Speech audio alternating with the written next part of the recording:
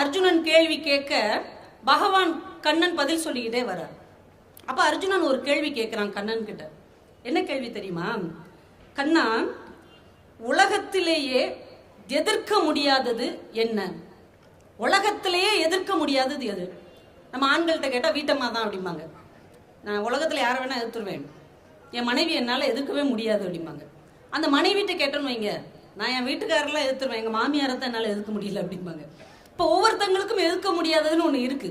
இப்போ அர்ஜுனன் கேட்குறான் கண்ணன் கிட்ட, கண்ணா, உலகத்திலேயே எதிர்க்க முடியாதது என்ன? கண்ணன் பதில் சொல்லுகிறான், உலகத்திலேயே எதிர்க்க முடியாதது மென்மை என்று சொல்லுகிறான். நீங்கள் வன்மையை வென்று விடலாம், ஆனால் மென்மையை ஒருபோதும் வெல்லவே முடியாது.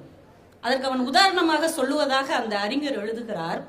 ஒரு வண்டு வைரம் பாய்ந்த ஒரு கட்டையை ஒரு பகுதியிலிருந்து துளைத்து துளைத்து துளைத்து அடுத்த பகுதிக்கு வரக்கூடிய வலிமை வாய்ந்த ஒரு வண்டு ஒரு மாலை நேரத்தில் ஒரு மலருக்குள் தேனருந்த போகிறது. இரவு வருகின்ற நேரத்தில் அந்த மலர் மூடி விடுகிறது.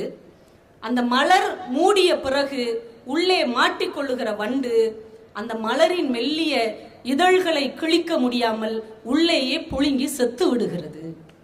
வலிமையான கட்டையை பாய்ச்சி துளைத்து வெளியேறி வருகிற வண்டு ஒரு பூவின் இதழை வெல்ல முடியவில்லை என்றால் கடினத்தை நீங்கள் எதிர்த்து விடலாம், மென்மையை ஒருபோதும் எதிர்க்கவே முடியாது என்பதுதான் மிகப்பெரிய மானுட தத்துவம்.